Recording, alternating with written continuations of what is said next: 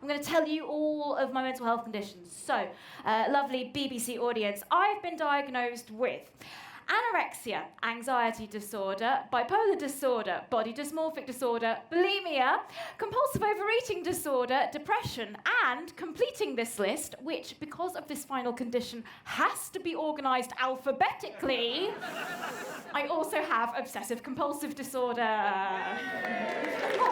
Fans of obsessive compulsive disorder in tonight. OCD, OCD, OCD. They've got to say it 3 times.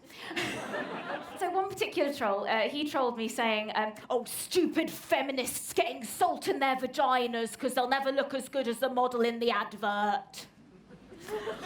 Ladies, I had no idea we were meant to put seasoning down there. Oh, madam, would you like some black pepper? Now it's the perfect time, clearly, to take a selfie. I used to take selfies on days when I was feeling really, really negative about myself, and I'd maybe manipulate those images and put different filters on.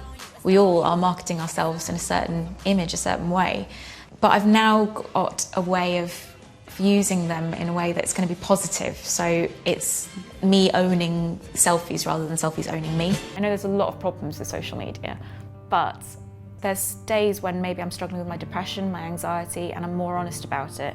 And I suddenly realise there are loads of people out there who will reach out and will respond to that in a really positive, loving, warm, encouraging way. There's blurred lines between my eating disorders and my body dysmorphic disorder. They do shift, and it's hard to tell the difference sometimes, but it is useful, so useful for me to have that language around which to talk about both these separate conditions, as well as, you know, depression and anxiety still are things that I battle with regularly. Here now is Juliette Burton. Can I first of all say, you look fantastic. Oh, thank you so much. So do you. But it's... And me. Well, I went from a size 4 to a size 20 in around 6 months, Yeah. when I was between the ages of 17 and 19. And I was sectioned for anorexia when I was 17 because I was severely underweight and I had about a month away from dying. And then when I was 19, I suddenly started overeating and compulsively overeating. When I was younger, it was very much eating to comfort myself. And as it turned into anorexia, which was certainly around the teenage years where everyone has to go through all those really difficult anxieties and problems that every teenager faces. For me, I just fed it, pun intended, all into my relationship with food and my body, and I resented and hated my body because of all of the other anxieties that I just couldn't handle. Hearing people laugh about my experiences, that helps me feel less alone. And also the latest show that I did, I expanded upon the idea, again, pun intended, that about appearances being who we are. So I used prosthetic makeup, thanks to an Arts Council grant, to change my look in lots of dramatic ways. So I spent a day as a 90-year-old lady, a day as a man, a day wearing the hijab, a day dressing like Jordan used to, so, you know, not wearing very much, and a day revisiting my obese self as well. And that was all to explore how much appearances affect who we are.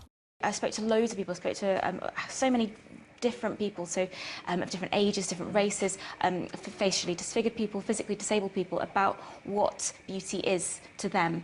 And very few of them focused on the physical. A lot of people were focusing on a lot more about what's on the inside, about how we treat people. Mirrors and windows are my enemy on the days when I'm having a body dysmorphic disorder flare up. I was sectioned under the Mental Health Act because of anorexia.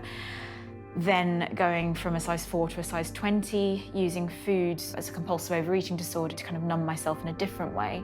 Sometimes I tell myself that I actually have great love and respect for my body. It's really helpful to calm myself down, to remind myself of how much I've put it through and how it's survived, it's sprung back and forth.